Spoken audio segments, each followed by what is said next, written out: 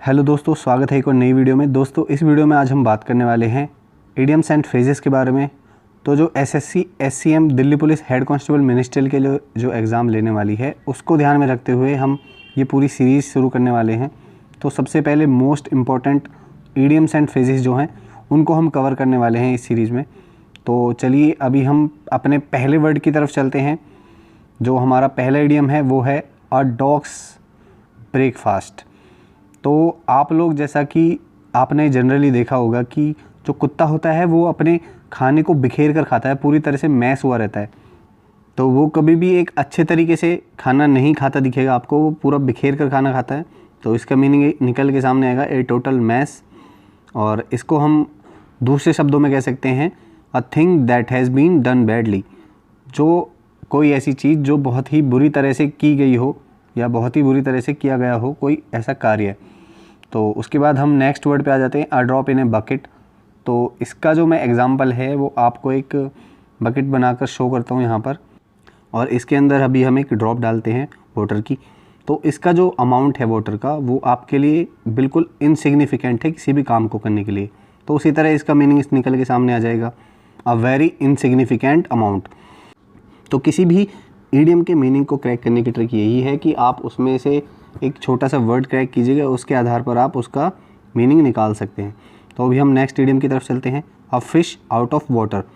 तो इसका जो मीनिंग है, अगर आप ध्यान दें तो आप कभी भी फ़िश को पानी से बाहर निकालोगे तो उसकी कंडीशन किस तरह से हो जाएगी, वो बहुत ही अनकंफर्टेबल सिचुएशन में पहुंच जाएगी, क्योंकि उसकी जो कंफर्ट है वो पानी के अंदर ही होता है। तो इसी से हम इसका जो है मीनिंग तैयार कर लेंगे इस छोटे से वर्ड को क्रैक करने के बाद, क्योंकि ये बहुत आसान है। इसका तो मीनिंग ऑलरेडी वैसे भी समझ में आ रहा है। तो इसका जो मीनिंग होगा वो होगा इन अनकंफर्टेबल सिचुएशन। तो a fish out of water का यहाँ पर मीनिंग होता है इन अनकंफर्टेबल सिचुएशन। तो दोस्तों मैं आपको बता दूं कि ये ईडियम्स को मैंने पहले इसलिए लिखा हुआ है कि आपका समय बर्बाद ना हो और हम कम समय में ज़्यादा काम कर पाएँ।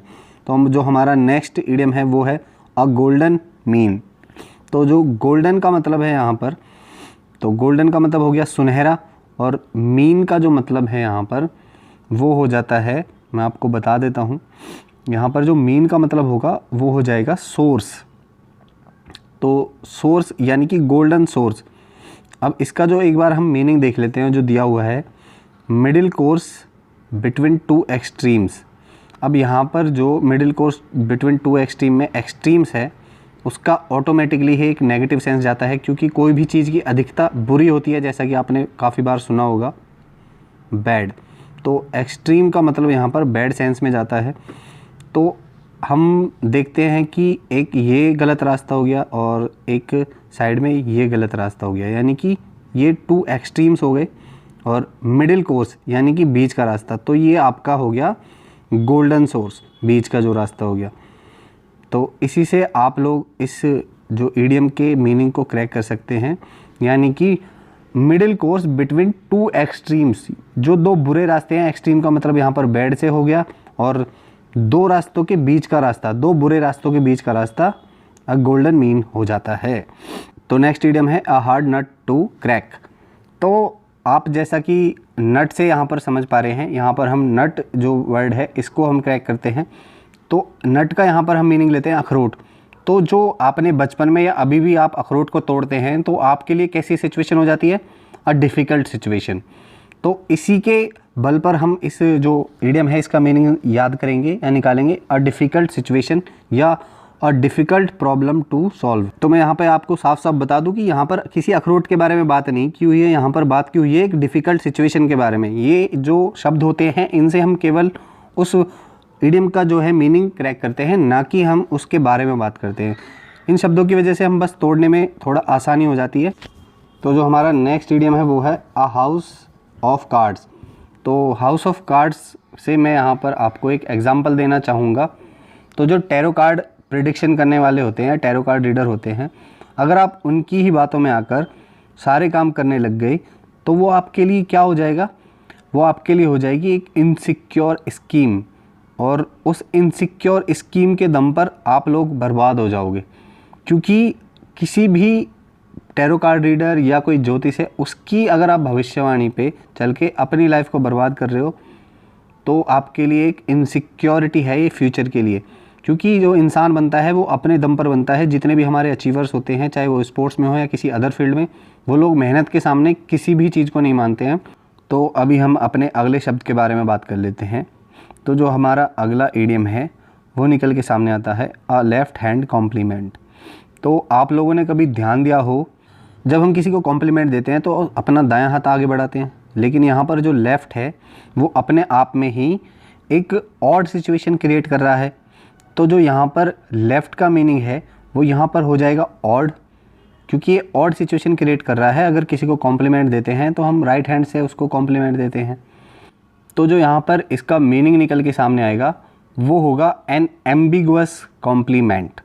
तो जो एम्बिगुअस है, अगर आपने वोकैब थोड़ी सी पढ़ी हुई है पहले तो आपको बहुत ही आसानी से ये सब समझ में आ जाएगा। एम्बिगुअस का जो मतलब होता है वो होता है द्विअर्थी, यानी कि किसी के द्वारा भी कोई बात कही हुई हो तो उसके अगर आपको दो अर्थ समझ में आए तो उसको बोलेंगे एम्बिगुअस, यानी कि जिसके दो अर्थ हों।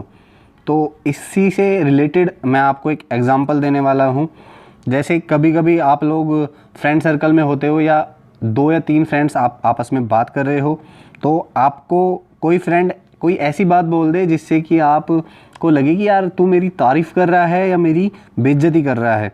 तो उसका मतलब क्या हो गया कि वो एम्बी यानी कि बोथ, यानी कि दो बातें कर रहा है, या तो मेरी तारीफ़ भी कर रहा है इसमें या मेरी बुराई भी कर रहा है। आपको समझ में नहीं आएगा कि वो कहना क्या चाह रहा है, या तो मेरी तारीफ़ कर रहा है या मेरी बुराई कर रहा है।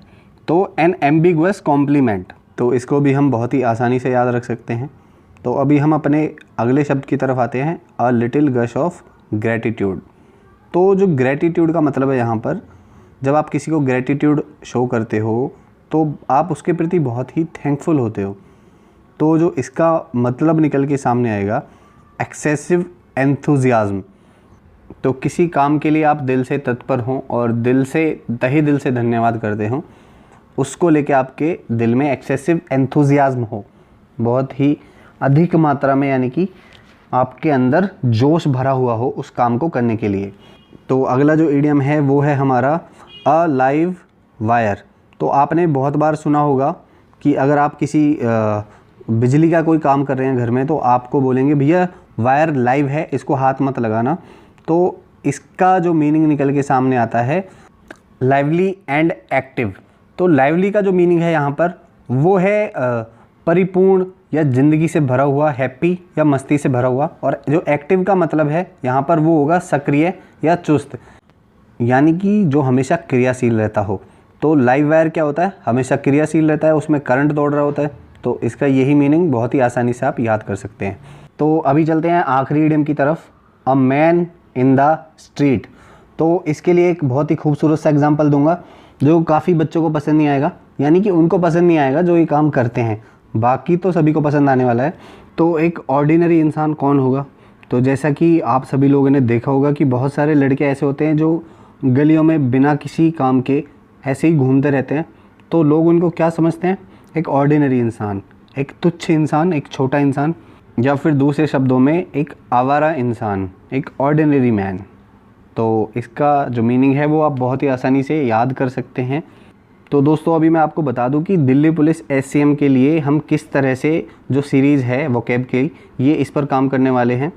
तो जो भी most important idioms, phrases, one word substitution और वोकैब का सारा पोर्शन हम कवर करने वाले हैं इस सीरीज़ में, जो भी प्रीवियस ईयर में पूछे गए हैं। अब जैसे हम a man in the street के लिए बात करते हैं, ये 2016 में एसएससी के एग्ज़ाम्स में पूछा गया है, सीजीएल में पूछा गया है 2016 में। उसी तरह इसमें जितने भी इडियम्स हैं वो कहीं ना कहीं एसएससी के एग्ज़ाम्स में पूछे जा चुके हैं। जैसे कि ये 8वें नंबर का जो है अ लिटिल गश ऑफ ग्रैटिट्यूड, ये भी एसएससी के एग्ज़ाम्स में पूछा जा चुका है। अ लेफ्ट हैंड कॉम्प्लीमेंट और अ हाउस ऑफ कार्ड्स, तो ये सभी वो इम्पोर्टेंट और सिलेक्टेड वोकैब है जो एसएससी के प्रीवियस ईयर एग्ज़ाम्स में पूछी जा चुकी है। तो a fish out of water, जैसे इसको देखते हैं, ये भी बहुत इंपॉर्टेंट है। ये 2 बार कम से कम एसएससी के एग्ज़ाम्स में आ चुकी है, 2013 और 2015 में भी ये पूछी जा चुकी है। इसके बाद हम बात कर लेते हैं अ डॉग्स ब्रेकफास्ट। तो ये अ डॉग्स ब्रेकफास्ट, इसको भी 2015 में एसएससी के सीजीएल में पूछा गया था और सीएचएसएल में भी इसको एक बार पूछा जा चुका है। और इसके बाद a drop in a bucket, तो a drop in a bucket को भी 2016 में एसएससी के सीएचएसएल में पूछा जा चुका है। तो दोस्तों मेरे कहने का मतलब बस इतना है कि Delhi police head constable ministerial का एग्ज़ाम एसएससी लेने वाली है। तो एसएससी की जितनी भी इम्पॉर्टेंट वोकैब है, चाहे वो इडियम्स फ्रेजेस हों, चाहे वो वन वर्ड सब्स्टिट्यूशन हो, चाहे वो एंटोनिम सिनोनिम हो, उन सभी को इन वीडियोस की सीरीज़ में हम कवर करने वाले हैं। क्योंकि जो वोकैब का पोर्शन है वो अकेले आपको 10 से 12 नंबर का आने वाला है और उसके बाद कॉम्प्रीहेंशन पैसेज जो होते हैं उनमें भी वोकैब का बहुत बड़ा रोल है। उसको देख के आप समझेंगे तो आप 5 के 5 क्वेश्चन आप बहुत ही आसानी से सही कर पाएंगे। तो इसके लिए आपको चैनल को सब्सक्राइब करने की बहुत ही ज़्यादा ज़रूरत है, क्योंकि आप लोगों के सब्सक्राइब किए बिना मैं मोटिवेटेड फील नहीं कर पाऊँगा और वीडियोज़ लाने में शायद देरी भी हो सकती है। तो आप लोग ज़्यादा से ज़्यादा सब्सक्राइब कीजिएगा चैनल को और वीडियो को लाइक जितना आप करोगे उतना ज़्यादा यूट्यूब रिकमेंड करेगा वीडियो को। तो आप लोग वीडियो को लाइक ज़रूर करें। तो इसी के साथ आज की वीडियो को यहीं समाप्त करते हैं। मिलते हैं अगली वीडियो में, तब तक के लिए गुड बाय।